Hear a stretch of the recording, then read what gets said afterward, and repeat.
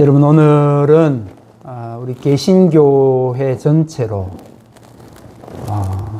개신교계 전체의 교회 역사에서 너무나 중요한 날을 기념하는 주일입니다. 바로 종교개혁주일인데요. 아시는 것처럼 1517년에 마르틴 루터라는 사람을 비롯하여서 수많은 종교개혁자들을 중심으로 교회가 교회답지 못한 부분, 교회가 부패하고 또 세상에 뒤져 있었던 그런 부분들을 바꾸고 고쳐나갑시다 라는 그런 외침에서부터 시작되어진 이 종교개혁을 기념하는 그런 주일입니다. 이렇게 큰 의미를 가진 이 종교개혁 주일에 오늘 주신 본문의 말씀을 가지고 마음을 정하는 것부터 라는 제목으로 함께 은혜를 나누려고 합니다. 여러분, 혹시 시냅스라는 단어를 들어보신 적이 있으십니까? 아마도 우리 보통 평범하게 살아가는 사람들, 보통 사람들은 이 시냅스라는 단어를 잘 접해보지 못했을 것입니다. 왜냐하면 의학 용어이기 때문에 그렇습니다. 이 의학 용어인 시냅스라는 단어를 찾아보니까 그 뜻이 이렇게 되어 있습니다. 두 신경세포 사이나 신경세포와 분비세포, 근육세포 사이에서 전기적 신경 충격을 전달하는 부위라고 되어 있습니다. 보통은 이제 어떤 단어를 사전에서 찾아서 읽어보면, 그 뜻을 읽어보면 그 단어가 이런 뜻이구나 명확해지는데, 의학 용어라서 그런지 이 단어 뜻을 찾아보니까 이 시냅스라는 단어가 더 어렵게 여겨집니다.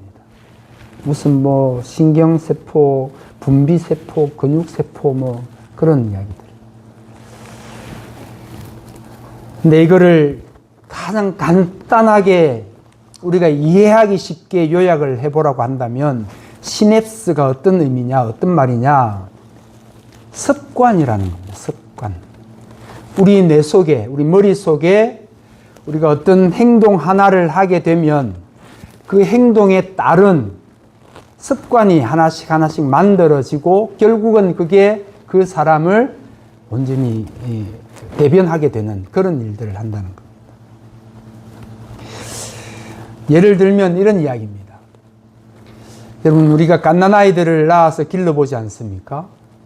이 갓난아이가 태어난 후에 그런 말을 하는 그 때까지 무려 3000번 이상을 넘어지고 일어나기를 반복한답니다.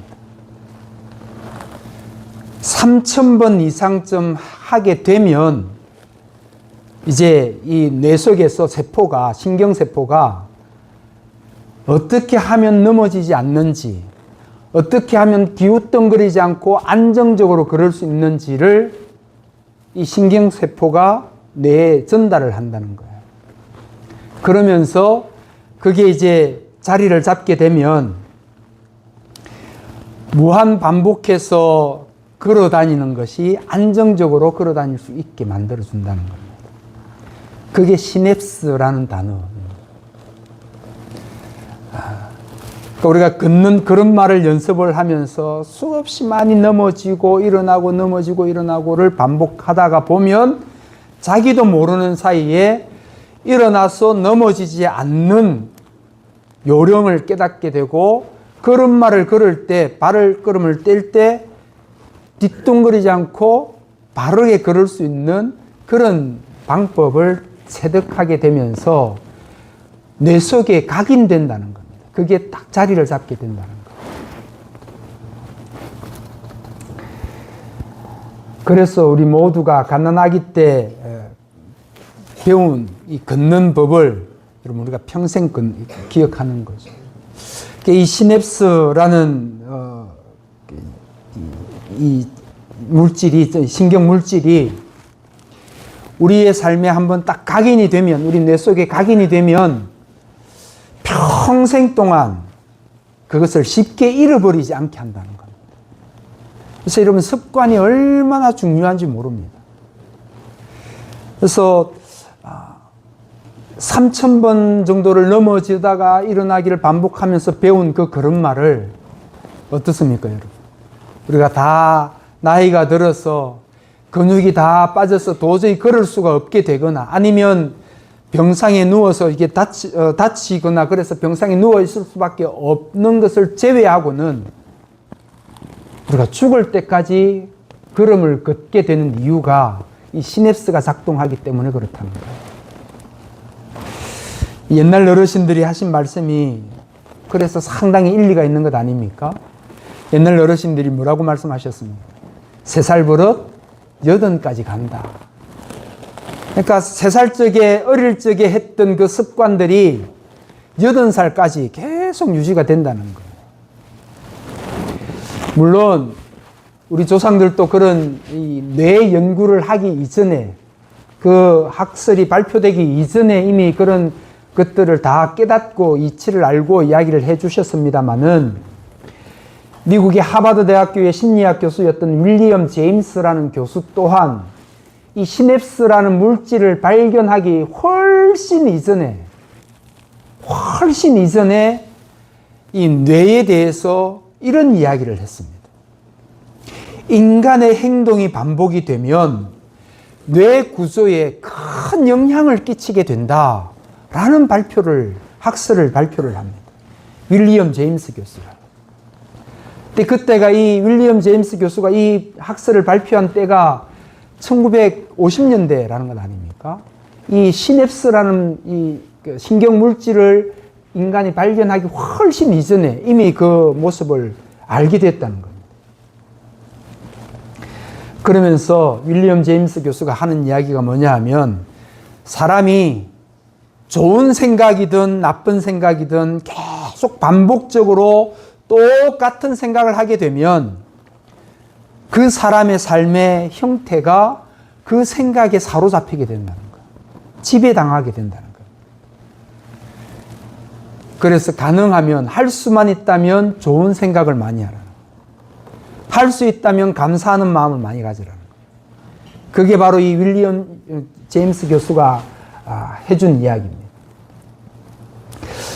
여러분, 이 이야기를 바탕으로 해보면 저와 여러분들처럼 예수를 믿는 사람들, 하나님의 자녀로 살아가는 우리 그리스도인들은 매일매일 우리가 하나님 아버지의 마음을 닮아가기를 바라는 그런 마음들을 가지시기를 축복합니다. 그래서 여러분, 우리가 매일 하나님 아버지의 마음을 닮아가는, 조금 더 넓게 생각하고 조금 더 많은 사람들에게 이로움을 나눠주기 위한 그런 이타적인 삶을 생각하다 보면 우리의 삶이 자연스럽게 그런 삶으로 바뀌어 간다는 겁니다. 여러분, 그 마음을 가지고 오늘 우리가 나누는 이 말씀을 한번 같이 보시기를 바랍니다. 오늘 우리가 함께 묵상하는 이 본문의 말씀은 예수님이 이 땅에 인간의 몸을 입고 이 땅에 오신 뒤에 30년을 그냥 평범한 삶을, 인간의 삶을 살아오셨죠. 그러다가 이제 오늘 본문을 기점으로 해서 예수님의 삶이 공생애의 삶으로 바뀝니다. 쉽게 말해서 온 인류를 구원하기 위한 구원자의 삶을 살아가신다는 것입니다.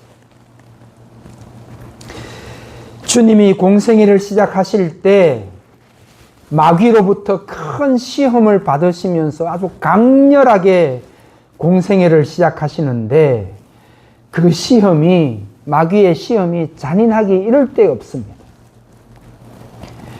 무려 40일 동안을 금식하신 주님 앞에 마귀가 찾아와서 하는 이야기가, 당신이 만약 당신의 주장대로 하나님의 아들이라고 한다면 당신 앞에 놓여있는 이 수많은 돌들로 떡덩이로 바꾸어서 지금 먹어도 괜찮다라고 그렇게 유혹하는 거죠.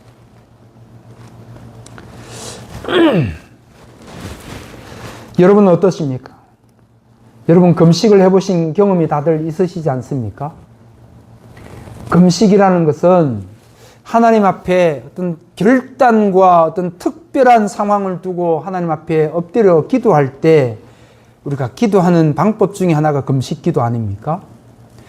예수님이 세상에서 인간의 모습으로 사시다가 이제는 온 인류의 구원자로 살아가는 그 삶을 사시기 위해 첫 번째 행하신 것이 이 금식기도 40일 금식기도였었는데 이 금식기도 하는데 마귀가 찾아와서 하는 이야기가 너 지금 배고프지 않냐?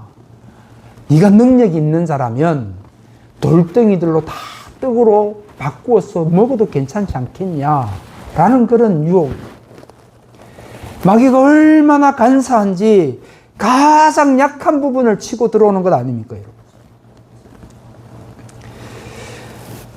그렇게 마귀가 찾아와서 유혹을 하고 도전을 할 때 우리 주님이 그 마귀의 시험을 하나님의 말씀으로 이겨내시는데 오늘 우리가 본문으로 채택하지는 않았지만 본문 가장 앞부분 앞쪽에 마태복음 4장 4절 말씀에 예수님이 이렇게 대답합니다. 예수께서 대답하여 이르시되 기록되었으되 사람이 떡으로만 살 것이 아니요 하나님의 입으로부터 나오는 모든 말씀으로 살 것이라 하였느니라 하시니. 마귀가 그렇게 유혹할 때 예수님이 사람들이 입으로 들어가는 음식만 먹고 사는 것이 아니라 우리의 귀에 들려지는 하나님의 말씀을 먹어도 충분히 살아갈 수 있다. 그런 말씀으로 마귀를 물리치는 것 아닙니까? 그 후에도 두 번의 시험을 더 거치면서 마귀의 유혹을 예수님이 넉넉하게 이겨내십니다. 그런 다음 이제 예수님께서 제자들을 부르시고 제자들을 찾아 나서십니다.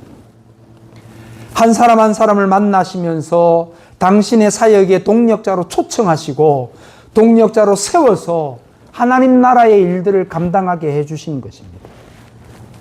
그것이 바로 오늘 본문 우리가 채택한 마태복음 4장 17절부터의 말씀인 것입니다.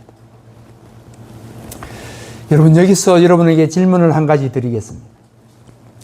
우리 동행하는 교회 성도님들은 누구를 통해 예수를 믿게 되셨습니까? 누구 때문에 이 자리에 앉아 계시는 것입니까?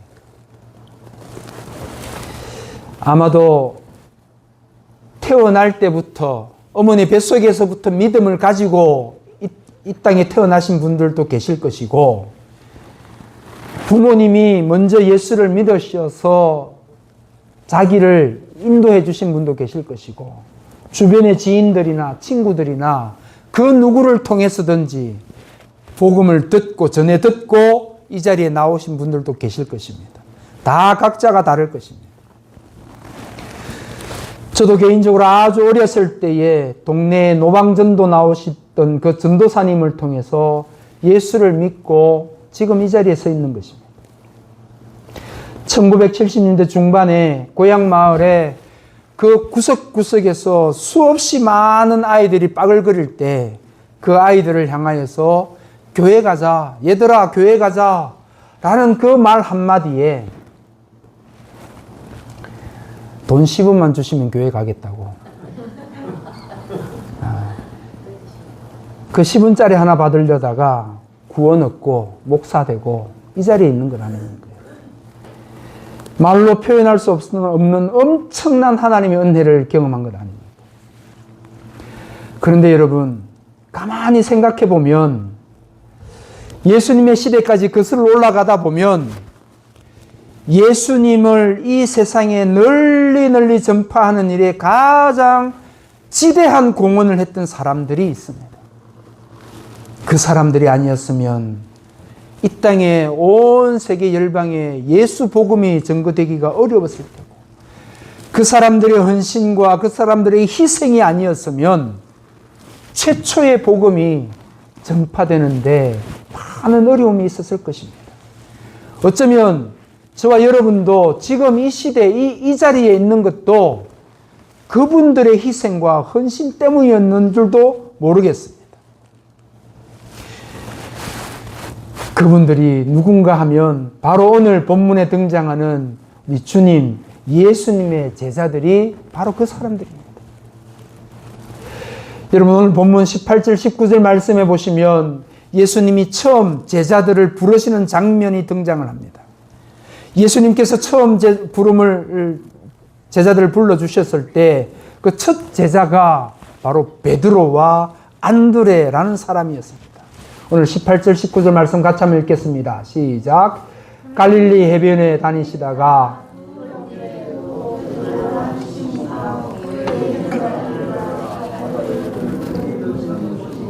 그들은 어부라 말씀하시되 나를 따라오라 내가 너희를 사람을 낚는 어부가 되게 하리라 하시니. 여러분, 베드로는 늘상 이 베드로와 안드레는 매일매일 자신들이 하던 그 일, 바닷가에서 어부가 되어서 그 그물을 내리고 때의 시간에 맞춰서 그물을 올리고 때로는 그물을 깁기도 하고 수리하기도 하고 늘 하던 그 일을 여전히 오늘 본문에서도 여전히 그 일을 하고 있습니다. 그런데 갑자기 나타난 예수님의 말씀 한마디에 그들은 자신의 인생을 완전히 바꾸는 그런 일을 결단하는 것 아닙니까? 여러분, 그들이 예수님이 말씀하셨더니 그들이 어떻게 결단을 했는가? 오늘 보면 20절에서 그들의 결단을 이렇게 소개합니다. 같이 읽습니다. 그들이 곧 그물을 버려두고 예수를 따르니라. 여러분, 우리가 지금까지 신앙생활을 해오면서 이 베드로와 안드레의 이야기를 너무나 많이 들어서 이 사람들이 이렇게 예수님의 제자가 되어져 가는 과정을 너무나 무덤덤하게 받아들이시는지는 모르겠습니다만은 사실상 이 사람들의 결단은 엄청난 중요한 결단입니다. 자신의 인생이 통째로 바뀌어지는 그런 결단을 한 겁니다. 여러분, 우리가 직장 생활을 하고 하다가 이제 정년을 맞아서 퇴직을 하게 되지 않습니까? 이러면 뭐 60대, 60살, 조금 더 지나면 65세, 그거보다 좀 지나면 70세에 거의 대부분이 다 정년을 하십니다. 근데 여러분, 그렇게 정년을 하신 이후에 새로운 일들을 도전하는 것이 쉽습니까? 그만큼 어려운 일이 없거든요. 평생을 자신이 해오던 일을 그만두고 난 뒤에 어떤 전혀 다른 새로운 일을 시도해 보려고 하는 것, 새로운 일을 하기 위해서 마음을 다잡는 것, 그것부터가 굉장히 어려운 일 아닙니까? 그런데 여러분, 이 베드로와 안드레는 정년을 하지도 않았습니다. 현직에 있는 사람들, 현장에서 여전히 왕성하게 자기의 일을 해가는 그런 사람이었어요. 자기 일을 할 수 있는 힘도 있고 능력도 있는 사람이었습니다.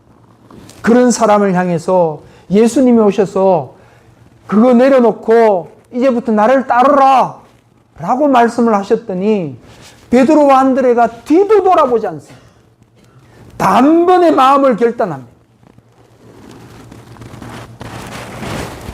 물론 베드로와 안드레의 그 당시의 상황이 자신들이 늘상 하던 일이 너무나 힘에 겹다라고 여겼을 수도 있습니다. 여러분, 그 뱃일이라는 게 보통 일이 아니거든요. 너무너무 거친 일이거든요. 그리고 뱃일이라는 것이 아까도 말씀드린 것처럼 물때에 따라서 잠자는 시간이 일정하지가 않거든요. 그러다 보니까 그들이 이미 지쳐 있었을지도 모르겠습니다. 아니면 자신들이 하던 그 뱃일이 더 이상 비전이 없다라고 생각했을 수도 있습니다. 그러던 차에 마침 주님이 오셔서 그런 제안을 했기 때문에 그렇게 단번에 결단을 했다고 말할 수도 있을지 모르겠습니다. 그러나 여러분, 여하튼 베드로와 안드레는 사람을 낚는 업으로 써주시겠다라는 그 주님의 그 제안을 단번에 받아들이고 단번에 결단을 하는 것 아닙니까? 여러분, 우리가 신앙생활을 하면서 고백하는 것 중에 하나가 뭡니까? 우리 하나님은 우리의 중심을 보시는 분으로 그렇게 믿고 고백하지 않습니까? 그런 의미에서 보면 베드로와 안드레가 결단할 때 그 첫 마음, 그 중심을 하나님이 받으신 줄 믿습니다. 무슨 말씀인가 하면 그 두 사람이 자신들의 상황이 녹록지 않다고 생각했을지라도 어쨌든 주님이 나를 따르라 라고 말씀하셨을 때 뒤도 돌아보지 않고 일말의 망설임도 없이 주님의 그 말씀에 순종하고 결단하는 그 순간 하나님은 이미 그들을 당신의 도구로 사용하실 플랜을 가동하신 줄 믿습니다. 그러므로 여러분, 우리가 그 사실을 믿는다면 이 시간 저와 여러분의 마음에도 동일한 결단이 있었으면 좋겠습니다. 그동안 예수를 믿고 나름대로 최선을 다해서 신앙생활을 한다고 했으나 딱히 내 입으로 스스로 다른 사람에게 복음을 전하는 일을 해본 적이 없다면, 그 일이 두려웠다면 여러분, 이 시간 모두가 마음에서부터 결단하는 일이 일어나기를 주의 이름으로 축복합니다. 마음으로부터 먼저 내가 한번 해봐야 되겠다, 나도 해봐야 되겠다, 도전해봐야 되겠다라는 그런 생각을 먼저 가지시기를 바랍니다. 앞에서 말씀드린 것처럼 내가 복음을 전해야 되겠다, 내가 복음을 전파해야 되겠다라는 그런 생각들을 계속 하다 보면 우리 뇌 속에서 시냅스가 작동합니다. 우리 뇌 속에서 생각이 계속해서 전도하는 쪽으로 맞춰지게 됩니다.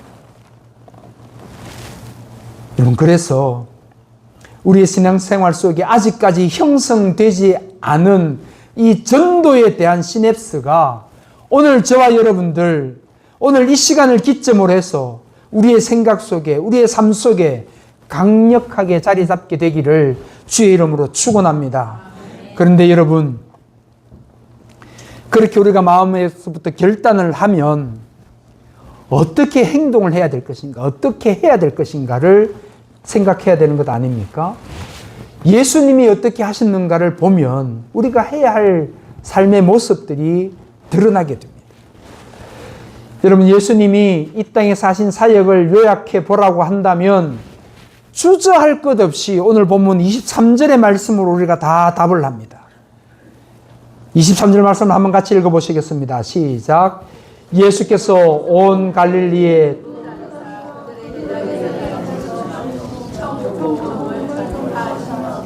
백성 중에 모든 병과 모든 약한 것을 고치시니. 여러분, 예수님이 공생애를 살아가시면서 하셨던 그 큰 일은 세 가지입니다. 그들의 회당에서 가르치시고 전파하시고 고쳐주시는 일, 이 일을 바로 예수님이 이 땅에서 공생애를 사시면서 하셨던 일입니다.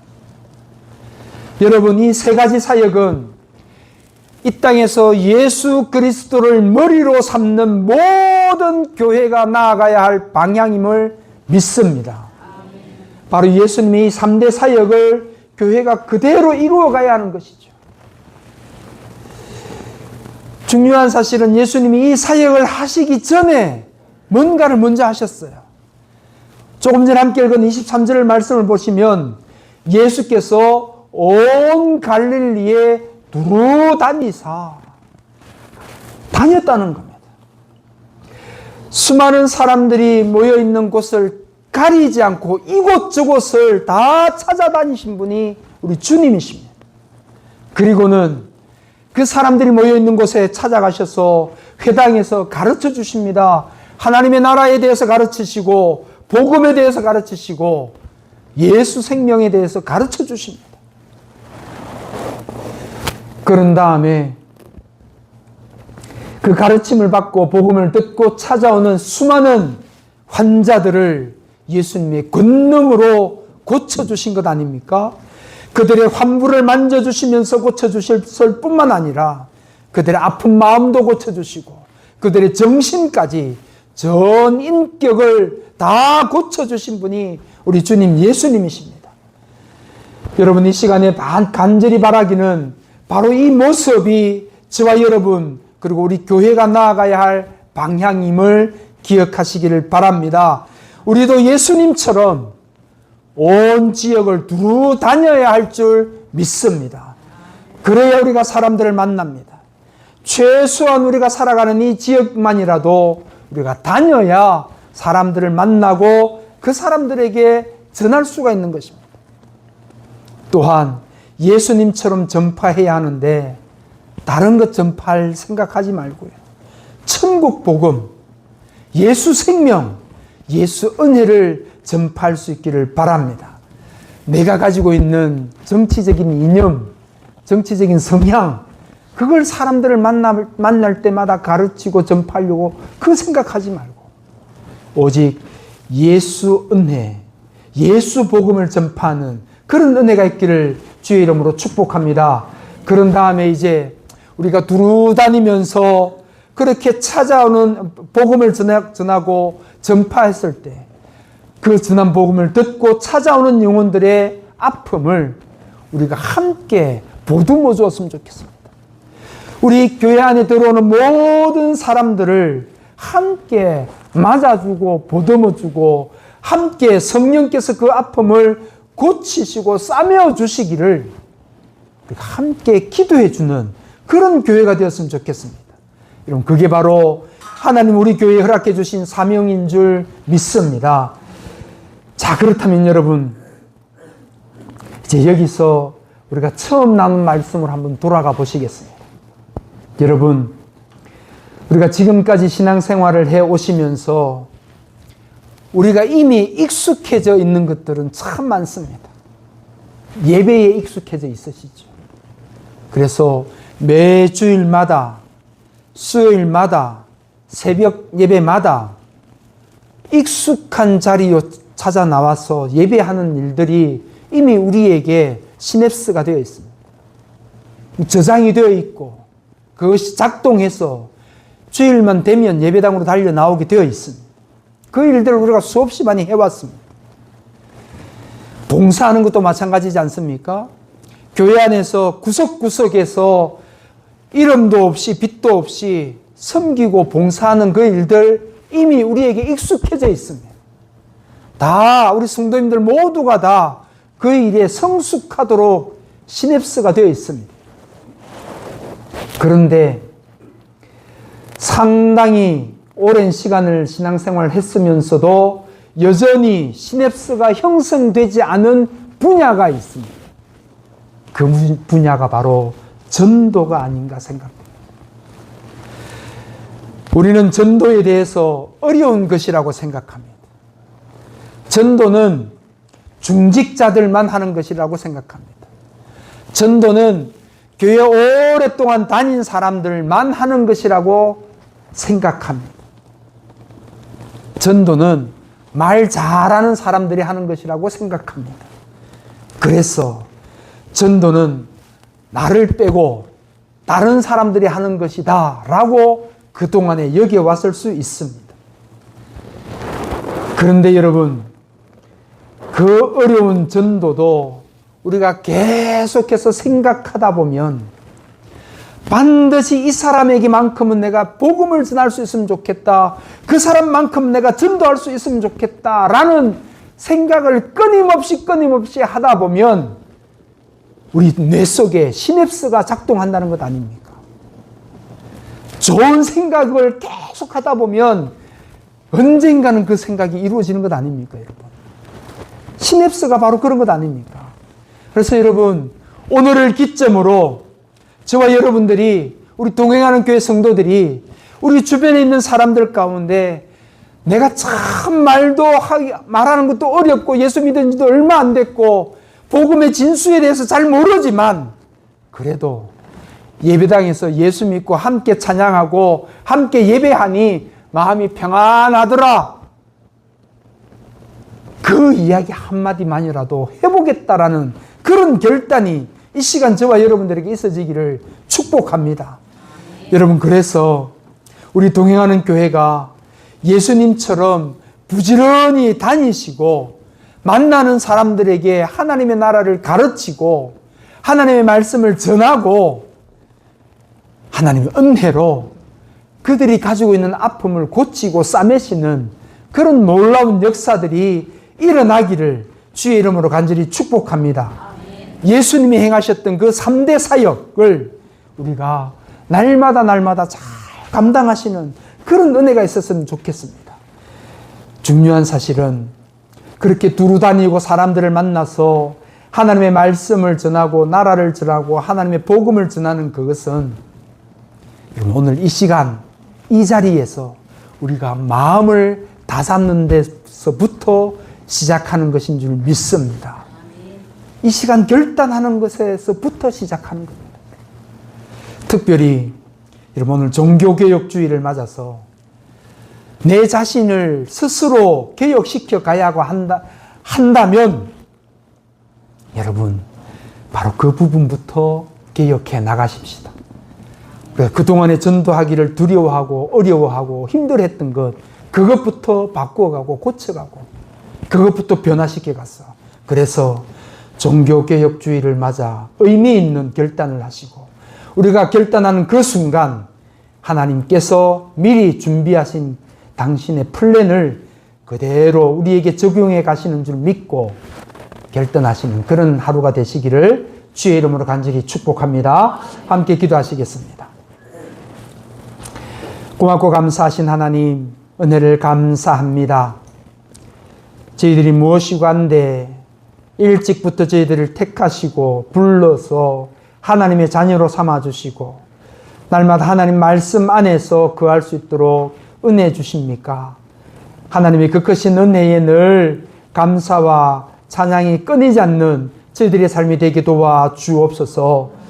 아무리 돌아봐도 하나님께 내어드릴 것이 없는 부족하고 연약한 인생이지만 오늘 주신 말씀처럼 우리의 마음부터 결단하고 결정해서 하나님께서 우리에게 주신 그 은혜를 사람들에게 나누고 베풀고 전도하기를 두려워하지 않도록 결단하게 하여 주옵소서.